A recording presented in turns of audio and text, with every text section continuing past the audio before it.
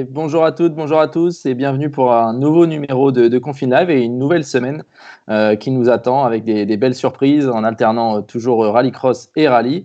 Déjà, je tenais à vous remercier pour cette première semaine assez incroyable avec plus de 140 000 vues et vous êtes toujours plus nombreux à nous suivre. Donc, un grand merci à vous parce que c'est grâce à vous que l'émission peut continuer et continuera. Alors aujourd'hui, on va repasser du côté rallycross et qui de mieux pour m'accompagner en parlant rallycross que la voix du rallycross, monsieur Jean-Jacques Guibal. Salut Jean-Jacques. Bonjour à vous.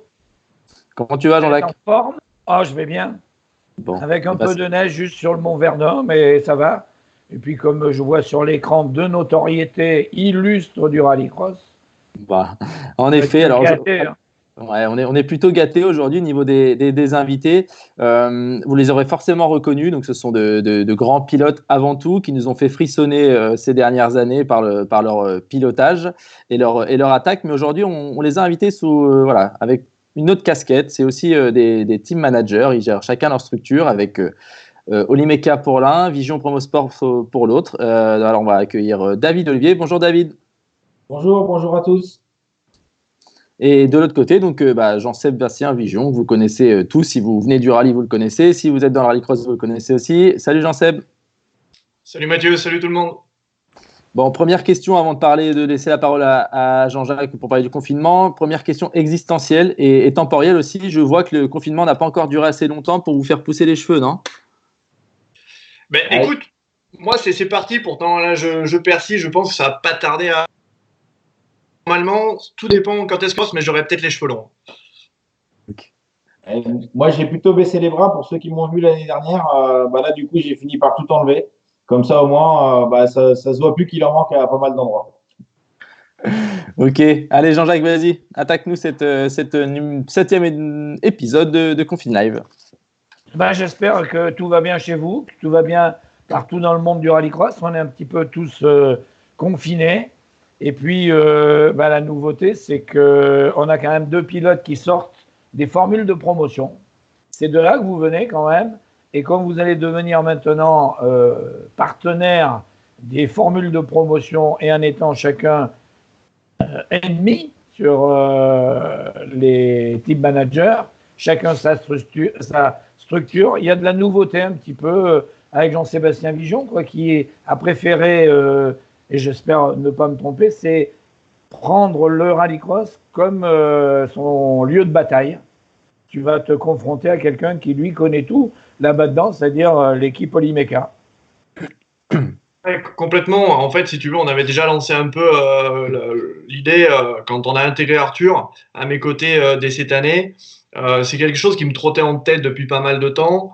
Voilà, moi, pour ma part et mon père, enfin voilà, la famille, ça fait des années que l'on est dans le sport auto. On a toujours tout fait nous-mêmes. Et donc, c'est tout ce cumul d'expérience qu'on voulait essayer de faire profiter à un jeune, ce qu'on a fait avec Arthur. À côté de ça, lancement de la nouvelle voiture avec la nouvelle Clio a encore donné plus envie, je dirais.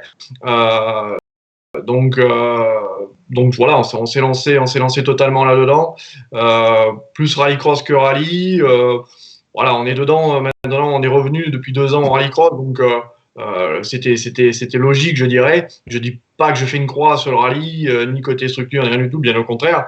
Mais pour le moment, pour faire les choses correctement et lancer correctement, le rallycross était plus facile pour nous complètement. Et pour David, c'est pareil. Les années continuent, mais là, tu rentres pied dedans dans la nouvelle formule. Oui, complètement. Avec la nouvelle formule Clio qui venait s'ajouter cette année au rallycross, c'était important de pouvoir être présent. On avait répondu justement à la demande de la FOR pour pouvoir faire rouler la voiture du champion junior de l'année précédente, à savoir Dylan Duffa. On a eu le contrat pour la faire rouler. On est très content. Très content de faire rouler Dylan, très content une nouvelle fois de retrouver un jeune chez nous comme on a pu le faire par le passé avec les différents vainqueurs de la Logan Cup, de la Twingo Cup à travers le Super 1600. Donc c'est une nouvelle page qui se tourne avec la Clio 5 et une page, je pense, la page de la Clio 5 qui va prendre beaucoup de place chez Olymeka dans les années à venir. Mais vous aurez toujours quand même un petit pied aussi avec le Super 1600, vu qu'il y a quand même des Twingo qui roulent. Oui, il y a toujours les Twingo qui sont sortis à la base de nos ateliers. Donc effectivement, on est toujours là pour assurer un suivi technique sur les épreuves, avec notamment la mise à disposition des pièces, tout ce qui est pièces de secours des autos qu'on a toujours dans le camion. Et puis en cas de soucis, on est toujours là pour un soutien technique pour les clients. Alors par contre, par rapport à Jean-Seb, toi tu n'auras qu'un pilote, alors que lui, il aura 2 pilotes dans la même catégorie. C'est plus facile? Plus facile, pas forcément, parce que le retour d'information est moindre. Deux autos, c'est quand même pas mal. Pour le moment, à l'heure qu'il est, oui, effectivement, on n'aura qu'une auto au moins pour la première saison, je pense. On risque d'avoir certainement peut-être d'autres autos à côté de d'autres divisions. Ça sert aussi des fois, ça permet d'avoir des compléments d'information sur l'état de la piste et sur diverses choses. Mais deux Clio, ça aurait peut-être pas été plus mal. Alors, finalement, tu es rassuré, toi, Jean-Sébastien? Ouais, Jean-Seb, avec tes 2 pilotes, du coup. Ouais, moi, c'était une volonté, en fait. Voilà, comme moi, je ne roule plus, j'aurais pas le retour de piste que l'on avait quand on échangeait avec Arthur. Et je pense que ça peut être bien de se challenger en interne aussi. Voilà, tout est transparent en interne. Moi, j'ai vécu ça par le passé et c'est plutôt pas mal. Ça permet à chacun de monter, de se challenger. Et puis, comme le disait David, on a plus de retour piste. Pour nous, c'est bien aussi.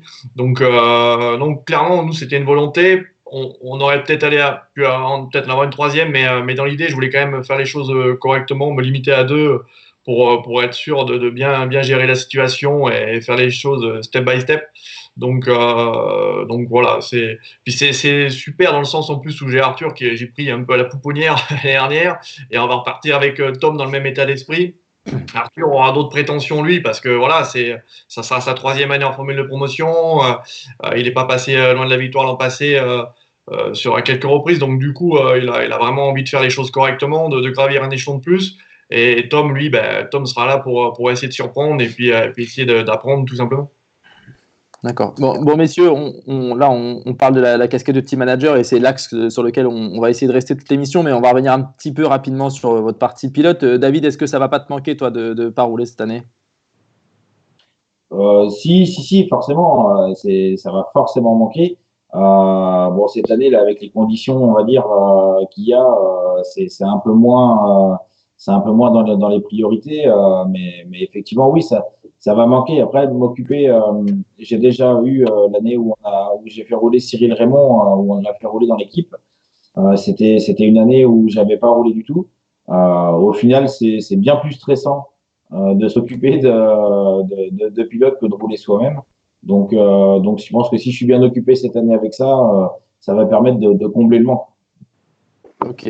Bon, ok. Et toi, Jean-Seb, du coup, avant de répondre à ma question, on a 3 photos à te faire voir qu'on a jugées, je pense, des moments marquants de ta carrière. À toi de nous les commenter ou de choisir pour toi lequel a été le meilleur souvenir, si tu les vois. Voilà. Ouais, je sais pas s'il y en a un meilleur que l'autre, je les vois. Ouais, c'est 3 moments importants. La première, la photo de la victoire à la Coupe de France, c'était un moment assez important parce que ça a été presque le point d'orgue d'une saison.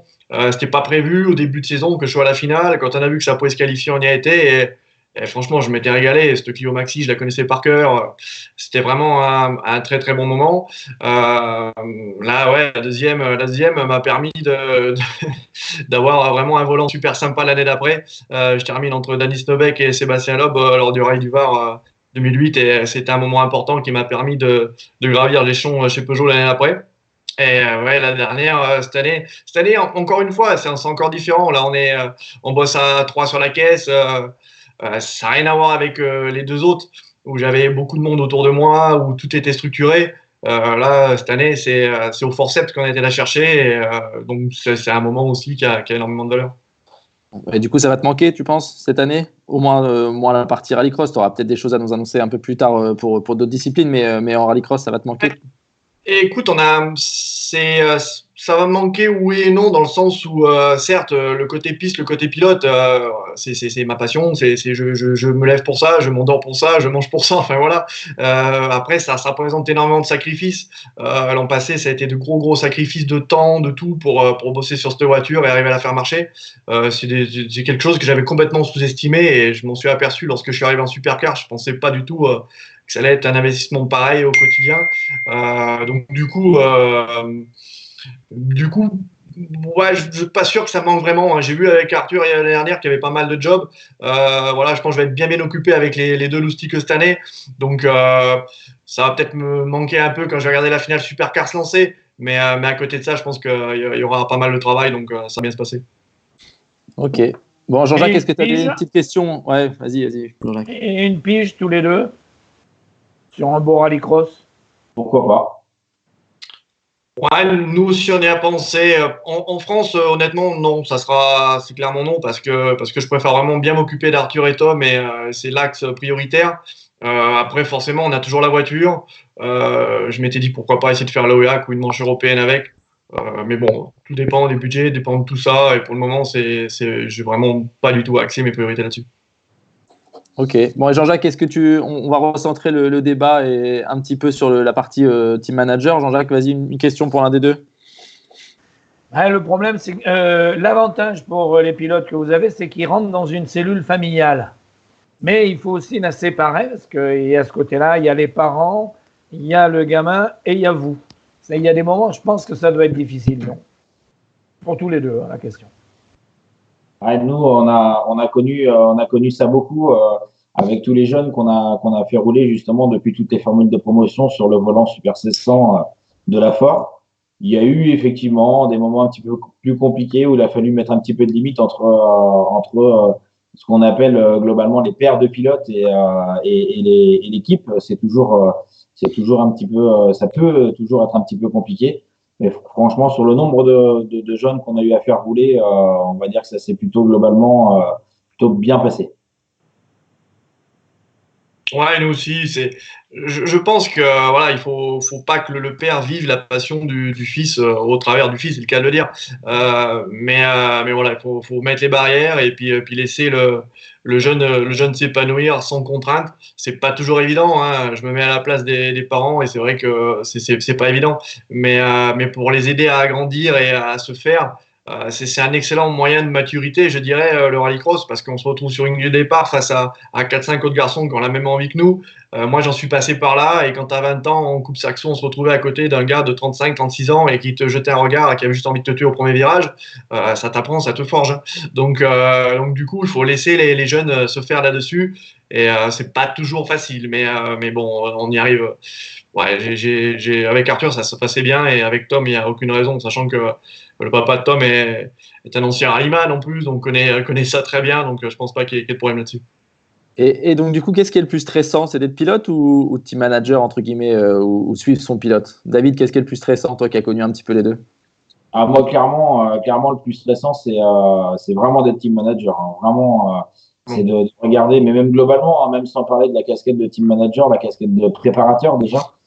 De suivre même les week-ends où on n'est pas sur les épreuves, de suivre en fait plus ou moins les lives à droite à gauche de tous nos différents clients dans les différentes disciplines, puisqu'on fait pas que du rallycross non plus.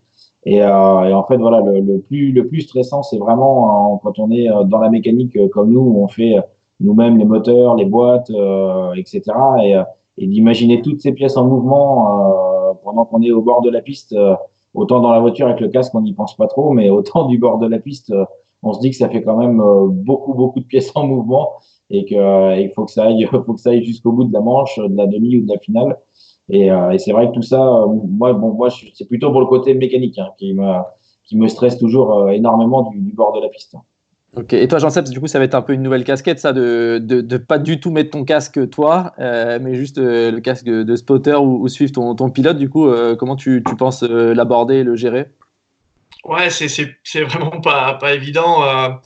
quand tu es derrière le volant, tu te gères. Je dirais que voilà, tu te gères. Tu vois tout ce qui se passe, tu le vois en direct du bord de la piste. Je l'ai déjà vécu l'an passé avec Arthur, c'est pas évident. Il n'y avait pas de casque, il n'y avait pas moyen de dire quoi que ce soit en plus. Donc non, la pression était bien plus importante de le voir rouler que lorsque je suis au volant. Quand on est au volant, on sait tous voilà, ce qu'on a à faire. Je ne vais pas dire qu'il n'y a pas de stress, mais on le gère. Que là, on est spectateur, on voit, on espère que tout fonctionne, que ce qu'on a décidé aussi bien sur la voiture que tactiquement et tout fonctionne et voilà, et on peut rien faire. Donc non, le stress est beaucoup plus important. Et l'avantage maintenant pour gérer les jeunes maintenant, c'est que vous avez quand même une radio avec eux. Et comment vous ferez quand vous aurez 2 pilotes? Pour ma part, c'est plutôt facile parce que on est en binôme sur la société avec mon frère Stéphane qui lui était mon propre spotter à moi le temps que je roulais. Donc le jour où on a 2 pilotes, on sait très bien que ce soit lui ou moi, on peut chacun prendre la radio. Et puis en l'occurrence pour Dylan cette année, je pense même que si Cyril est disponible, bon c'est encore à voir, mais je pense même que si Cyril est disponible, le fait que ce soit lui son coach, on va dire, ça risque d'être Cyril qui fasse son spotter. Moi, en ce qui me concerne, je vais spotter ni l'un ni l'autre. C'était la consigne de départ. Il n'y a pas d'avantage ni pour l'un ni pour l'autre. Et s'ils se retrouvent tous les deux en manche, du coup, la question ne se pose pas. J'aurai le casque sur les oreilles pour écouter ce qu'il dit de chaque côté, mais chacun a son propre spotter. Voilà, ça sera à chacun sa propre décision. Bien sûr, on en parlera avant. Bien sûr, voilà, on en discutera. Mais la décision finale ne m'appartient pas. Je serai juste là pour l'écouter. Ok, merci messieurs. Jean-Jacques, une dernière question ou pas? Je voulais dire, pour Jean-Seb, qui lui a quand même essayé cette voiture et tout, elle est facile ou pas facile? Elle est plus que ça, elle est magique. Non, franchement, j'ai passé pas mal de temps au volant, aussi bien en rallye qu'en rallycross. Et à chaque fin de série, j'avais envie de me rasseoir dedans et de repartir. La voiture est très bien parce qu'on retrouve tout ce qu'on peut retrouver dans une formule de promotion. Il y a à la fois de la facilité, mais à la fois de la finesse à trouver. La voiture ne fait pas tout seul. D'autant plus en rallycross avec l'effet du pneu de série qui amène un petit peu de piment. Non, franchement, ça va être une super formule de promotion. On retrouve un petit peu le charme de l'ancienne Coupe Saxo, je pense, avec une voiture plus performante, plus belle, plus efficace, plus rapide. Donc, ça va être vraiment un régal. Le seul regret que j'ai, c'est qu'il y a une limite d'âge, en fait. Sinon, j'y serais revenu. D'accord. Bon, merci messieurs. Je vais vous demander, on va faire une petite pause. On a un invité un peu surprise qui nous rejoint. C'est Monsieur Jean-Jacques Bénézet, le président de la FOR, qui nous fait l'honneur d'être là. Et que ce soit David ou Jean-Seb, vous le connaissez bien. Donc Jean-Jacques, est-ce que tu nous entends et comment tu vas? Moi, je vous entends bien. Bon, très bien. Bon, comment tu vas? Comment se passe ton confinement pour toi à Paris? J'ai sans arrêt mes enfants, mes petits-enfants, mon épouse qui me disent ne sors pas, tu es plus vulnérable qu'un autre. Je me sens pas plus vulnérable qu'un autre, mais bon, c'est vrai que quand tu es un peu plus âgé, évidemment, tu évites de sortir. Je pense qu'en 15 jours, j'ai dû sortir 2 fois pour faire mes courses et 1 fois pour me promener, mais ma femme me dit va pas là, te mets pas là, attention à la personne que tu côtoies. Donc, c'est un peu fatigant. Je préfère rester à la maison et regarder tous les jours à 11h l'émission de Rallycross France ou Rallye. Voilà. Ok, très bien. Bon, Jean-Jacques, on t'a fait venir, c'était pour nous donner un peu forcément des nouvelles. Alors, on se doute que c'est des moments un peu difficiles qui se passent alors pour tout le monde, du côté des organisateurs, mais aussi du côté de la FOR. Donc, tu peux nous donner un peu des nouvelles aujourd'hui au 30 mars, où en est la situation du championnat? Alors, aujourd'hui, ce que je peux vous dire, c'est que j'ai envoyé un mail à tous les membres de la FOR et tous les organisateurs hier, en leur donnant plusieurs scénarios, à savoir le confinement, jusqu'à quand il va durer. Je pense, en étant optimiste, je dirais fin du mois d'avril. On ne peut pas imaginer que quelqu'un nous donne des autorisations en mai pour organiser, voire même en juin. Donc, j'ose espérer que peut-être en juin, mais c'est de plus en plus difficile. J'espère vraiment qu'on puisse repartir début juillet, ce qui nous permettrait, on saurait faire, après les vacances, on saurait remettre 2, 3, 4 épreuves en tout avec l'essai qui est prévu fin août. Mais tout ça, ce ne sont que des suppositions. Il y a beaucoup, moi, ce que j'ai surtout peur, j'ai confiance dans les pilotes, parce que pour les pilotes, je dirais que c'est une passion. Et cette passion, ils vont la ronger pendant quelques mois. Et à un moment, il va falloir qu'ils s'en servent de cette passion. Donc, peut-être qu'à la rentrée, ou même début juillet, j'espère, je suis très pessimiste pour juin. Je vous le dis, je suis très pessimiste. Mais pourquoi pas, on va espérer. Et je pense que ça pourrait être une solution. Alors, il y a une autre hypothèse qui est de plus en plus, je dirais pas probable, mais qui pourrait s'échafauder, c'est que ça soit une année blanche, c'est-à-dire qu'il n'y ait pas d'épreuve, parce que je suis en contact avec plusieurs organisateurs et beaucoup se disent ça va être très dur. Ça va être très dur parce que les municipalités ne vont pas pouvoir les aider. Les partenaires qu'ils avaient ne vont pas pouvoir les aider. Les régions, les départements, ça va être assez dur pour eux. Donc, c'est un petit peu ça. J'attends une réponse de Henri Navaille, avec qui je suis en contact en ce moment pour Faleras, puisque je pense que j'ai eu Dominique Lunel et Marie Jeanneret pour je pense qu'on peut faire une croix dessus. Je ne pense pas que qu'on puisse organiser en mai. Ils ont déjà prévu éventuellement de se remettre après les vacances. Mais je crois qu'il faut espérer. Moi j'espère. Mais à un moment, peut-être, il faudra prendre une décision. Voilà. Bon, d'accord. Bon, on la souhaite forcément la meilleure possible pour tous, en gardant tout à l'esprit que la priorité pour l'instant, c'est la santé de tout le monde. Et après, on reviendra avec toi notamment pour en discuter. J'avais une autre question, c'était qu'avant cet événement forcément malheureux qui touche l'ensemble du monde entier et le monde du sport particulièrement, c'était quand même une belle saison qui se préparait pour Rallycross France cette année. Ah bah. Très belle saison. Alors je reviendrai après sur les formules de promotion. Mais on avait 19 pilotes engagés en supercar à l'année, plus les pilotes qui seraient engagés. Donc on n'était pas loin de 25 à chaque épreuve. On avait 23 pilotes engagés en super 1600. Et ça, je suis très très très très content qu'il y ait autant de gens qui aient cru. Rappelez-vous, il y a 2 ans. On était dans le fond du trou avec les Super 1600. Et puis là, ça y est, c'est reparti. Et moi, très franchement, je le dis, je veux vraiment que cette division, elle reste. Parce que c'est la marche entre la formule de promotion et les supercars. Et il y a des gens qui pourront peut-être même pas aller en supercar. Donc, ils préféreront rester en Super 1600.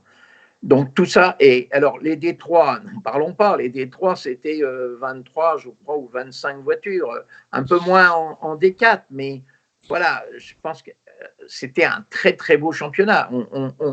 C'est un très beau championnat qui se prépare. Il faut toujours dire ça au présent. Quant à la formule de promotion, bien sûr que je suis entièrement content parce que rappelez-vous qu'il y a 2 ans, je me suis fait un petit peu parce que un peu trop tôt d'amener cette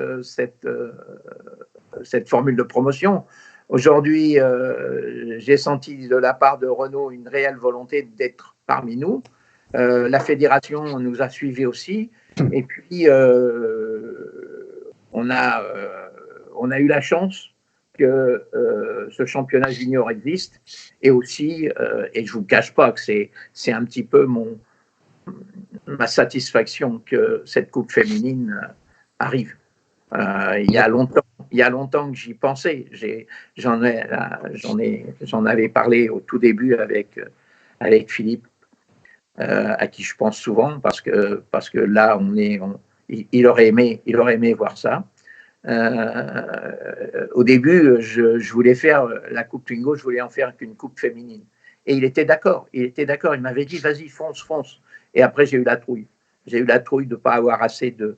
Et là, quand je vois ce nombre de filles qui veulent rouler, bah, franchement, c'est un grand plaisir pour moi et pour le rallycross. Et aujourd'hui, les féminines, il faut s'en occuper, il faut les mettre en valeur. Parce que rappelez-vous, on a vu.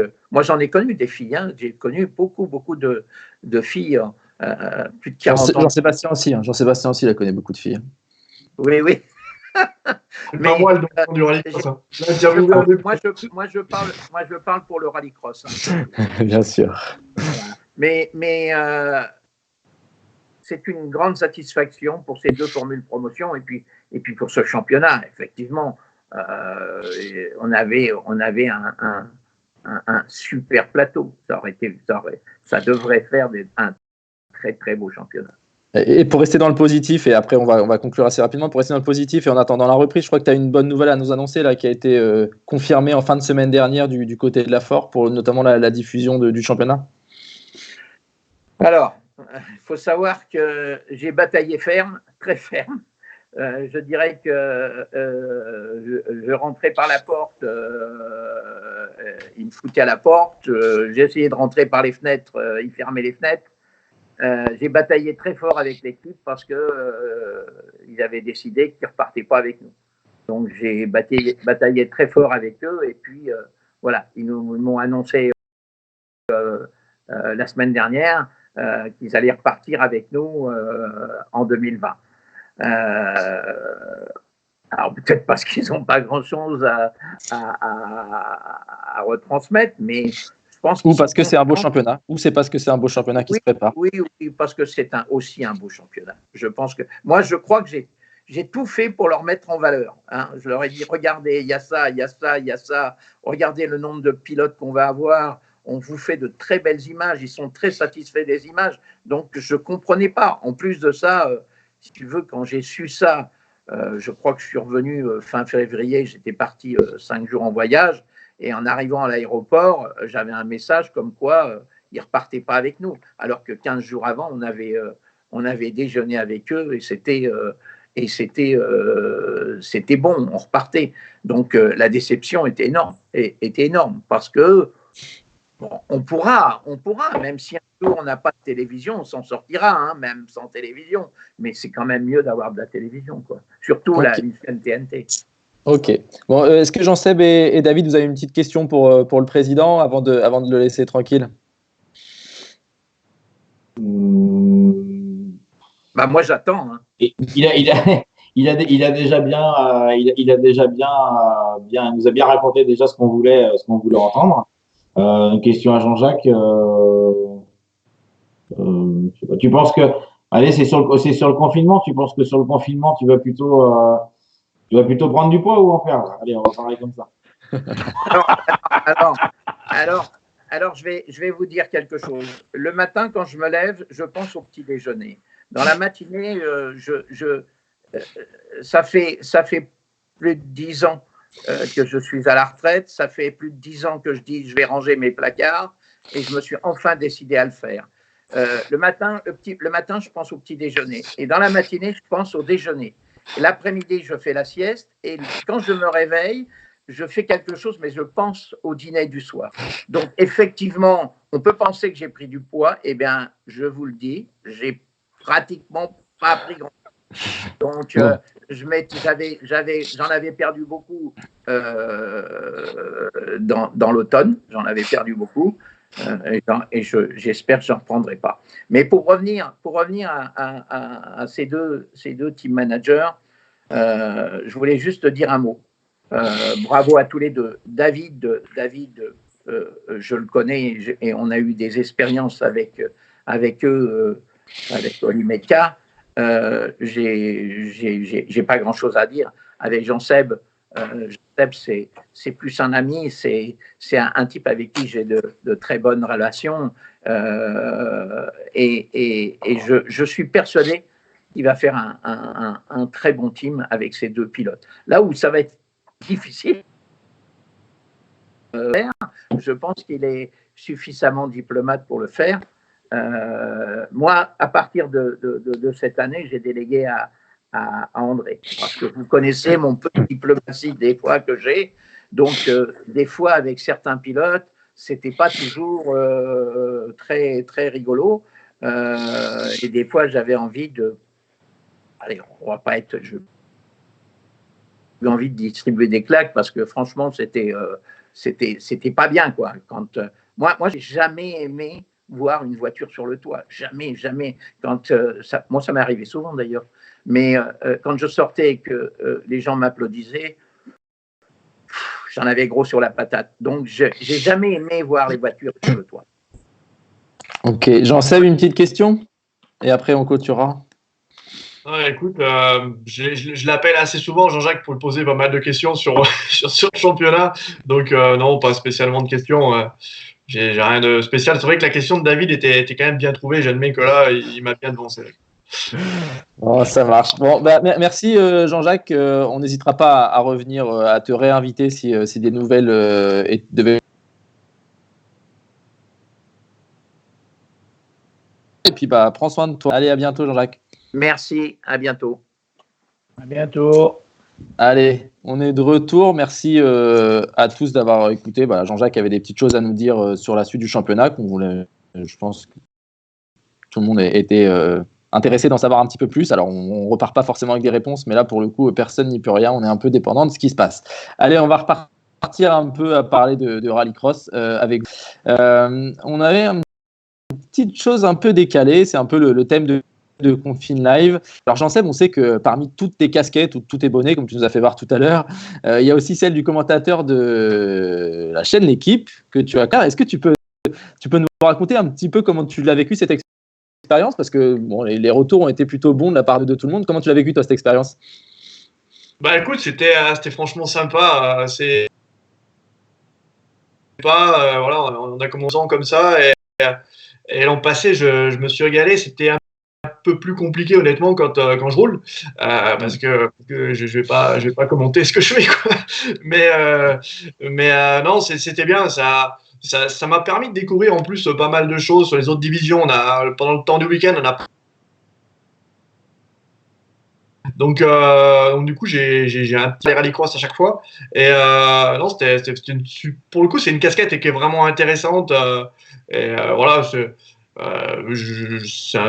pas un job, c'est juste d'être consultant, voilà, d'amener un petit peu un œil technique aux téléspectateurs, d'amener un petit peu les questions qu'un téléspectateur entre guillemets moyen pourrait se poser et voilà, et qui ne comprennent pas de notre discipline. Donc non, franchement c'était une expérience. D'accord. Bon, du coup, on s'est dit quelque chose avec Jean-Jacques que David allait avoir un peu plus de temps cette année. Du coup, on a envie de tester un peu, savoir si tu avais aussi ce talent comme Jean-Seb de pouvoir commenter une manche. Alors, on t'a préparé un tour du Rallycross de Mayenne de 2019 et on va te laisser le commenter. Tu devrais voir la vidéo sur l'écran. Alors, attention, face à toi, tu as Jean-Jacques Guibal et Jean-Seb Bijoux qui vont te mettre un peu la pression, mais c'est à toi de le commenter comme si tu étais speaker ou commentateur. Approche-toi déjà. C'est la... C'est cool. Allez, tu mets de l'engouement. Hein. Allez, c'est parti. Bonjour et bienvenue à Mayenne 2019. Voilà, un départ très chaud. Toutes les voitures sont au coude à coude. On aperçoit la Logan toujours au milieu à jouer les troubles faites et qui se faufile derrière ce Jean-Sébastien Bijon toujours bien placé. Voilà, un deuxième virage très chaotique avec, on a vu, des voitures pas toutes dans le bon sens. Samuel Peu qui, à son habitude, est parti devant, tranquille, suivi comme son ombre par Jean-Sébastien Bijon et ce diable. Eh bien, écoute, c'est plutôt pas mal. Je sais pas ce que vous en pensez, mais c'est plutôt pas mal, non? Il est bon. Et, Je suis désolé, toi, Jean-Jacques, qu'est-ce que tu en as pensé? Toi, Jean-Jacques, hein, la référence du commentateur, speaker, qu'est-ce que tu as pensé de cette performance de David? C'est bien parce que déjà, il le fait en regardant des images, alors que moi, je le fais en voyant du vrai. Et je pense que c'est moins facile de regarder un écran alors qu'on n'est pas au fait de la course. Bon, du coup, Mais c'est bien, suite à ce que vous avez annoncé. On Moi, sait par que contre, ça m'arrive pas souvent. ouais, mais je savais que tu aimais bien le diable d'Olivier. Bon, du coup, David, on t'a trouvé de reconversion si te reste un peu de temps et que j'en sais bon. Merci, c'était histoire de faire un petit moment un peu sympa dans cette émission. On va se rapprocher tout doucement de la fin. On a une petite question. Alors, on a eu beaucoup de questions sur le live. Je vais y revenir juste après. Juste avant, on a une petite rubrique sur la question avec notre partenaire, le coin des fans de Rallycross. Pardon. David, on avait une question pour toi. Quelle autre discipline en sport auto t'aurais plu, à part le Rallycross, bien sûr, donc peut-être à l'avenir, ou qu'est-ce que tu aurais aimé faire à la place du Rallycross, si tu avais eu l'occasion? Alors, déjà, j'ai pas fait que du rallycross puisque moi, je suis issu du circuit où j'ai commencé en super production, en circuit à l'âge de 18 ans quand j'ai eu juste mon permis. Et après, où j'ai fait les rencontres Peugeot Sport, le relais 206. Et après, je suis arrivé au rallycross après avoir fait une brève apparition en rallye où malheureusement, dès mon premier rallye, dans le dernier virage de la dernière spéciale, j'ai pulvérisé une auto toute neuve. Donc, voilà, c'est malheureusement les aléas de la course. Donc, du coup, on n'a pas continué le rallye et on s'est orienté vers le rallycross, qui aussi pour nous, on va dire, au niveau de l'entreprise, était important. Mais si je devais avoir à essayer quelque chose maintenant qui me plairait vraiment, parce que j'ai pas mal de copains qui en font et je suis ça d'assez près, ce serait d'essayer la catégorie Buggy 1600 en autocross. Ça, c'est vraiment un truc qui me ferait, ça me ferait vraiment kiffer. Ok. Bon, Jean-Seb, il y a eu beaucoup de questions pour toi aussi. Je te passe toutes les questions des gens qui te demandent où est-ce que tu as acheté cette tapisserie. Hein, on va pas rentrer dans ce côté-là. Tu t'es fait beaucoup charrier. Sache que tu t'es fait beaucoup charrier, notamment, je crois, par un de tes élèves. Hein, je tairai le nom pour pas que tu te venges, mais je crois qu'un de tes élèves. Tu sais, ils m'ont branché sur Dirt Rally, là. Et du coup, ils essayent de me brancher. Moi, je suis là avec ma pauvre manette. Ils font les bobies avec leur volant et tout. Mais t'inquiète pas, tout ça va se résoudre. Ça va rentrer dans l'ordre. Ok, on a eu beaucoup de questions aussi, savoir si faire la finale des rallyes, on sait qu'elle va se dérouler pas loin de chez toi cette année. C'était un de tes objectifs? Ouais, complètement. On s'est pas caché. Hein. J'ai commencé à rouler un petit peu en fin d'année en rallye pour essayer de marquer quelques points. Ça revient à Châteauroux. On a gagné il y a 12 ans. Il y a plein de voilà, forcément, ça me passait au travers de la tête. C'était dans les tuyaux jusque là. Je sais pas si ça pourra aboutir ou pas avec les événements parce que ça devient plus la priorité comme tu disais tout à l'heure. Maintenant, oui, si on peut être au départ de la finale avec une voiture qui peut jouer la gagne, c'est clairement l'objectif. Ouais. Ok. Bon, Jean-Jacques, je te laisse un petit peu le mot de la fin. Peut-être une dernière question pour nos deux invités du jour. Je pense que vous resterez toujours copains, même s'il y en a un qui gagne devant l'autre. Ça change rien. Hein. Ça a été déjà le cas avant. Donc là, je dirais que c'est plus risqué quand on roule ensemble que quand on roule pas ensemble. Et à partir du moment où quand on roule ensemble, tout se passe bien. Je vois pas pourquoi ça se passerait mal le reste du temps. Oui, exactement. Pareil, ça c'est sûr. Et puis tu vois, on arrive à être potes avec Samuel Peu. Et le gars, il gagne tout. Il fait chier toute l'année, et on a quand même copain avec lui. Donc à partir de là, les autres, c'est du bonheur. Hein. Bon, après, avec Samuel, il y a aussi parce qu'en général, il est paradin sur l'apéro et on se voit aussi plus souvent à côté de la piste que sur la piste. C'est vrai qu'il a des samedis soirs qui sont bien arrosés, Samuel. Mais en fait, s'il arrose pas bien le samedi soir, généralement, il est pas bon le dimanche. Et c'est pour ça que quand je passe le voir, moi, vers 10h30 le samedi soir, et ça me donne son potentiel du dimanche, en fait. C'est là qu'il nous fait peur. Et c'est bien parce que vous avez pris la conclusion que je voulais faire. Je vous ai demandé de prendre un verre et vous venez d'en parler. Vous voyez, moi, j'ai le mien aussi. Vous savez pourquoi? Parce que j'aimerais qu'au premier Rallycross 2020, épreuve de la saison, eh ben, à 19h le samedi, on fasse le plus bel apéro qu'on a jamais fait entre tous les teams et le public, une fois que ce satané virus sera parti, qu'au moins on s'amuse comme Rallycross. Et je dis santé à tous les gens qui aiment le Rallycross. Santé. Allez, santé. Merci, merci Jean-Jacques. C'était un plaisir de partager cette émission avec toi. Merci David, merci Jean-Seb. C'était aussi un régal. Un grand merci à Pierre et Elisabeth qui m'ont aidé à préparer cette émission en régie, mais aussi à Cyril et Aurélien et toute l'équipe Rallye qui n'est jamais très loin. Nous, on se retrouve mercredi pour la prochaine émission de Rallycross et demain, ça sera rendez-vous avec le rallye et une émission 100% Grand Est. Bonne journée à tous. Encore merci de nous suivre. Et d'ici là, prenez soin de vous. Bye bye. Allez, bye bye. À bientôt. Bye bye.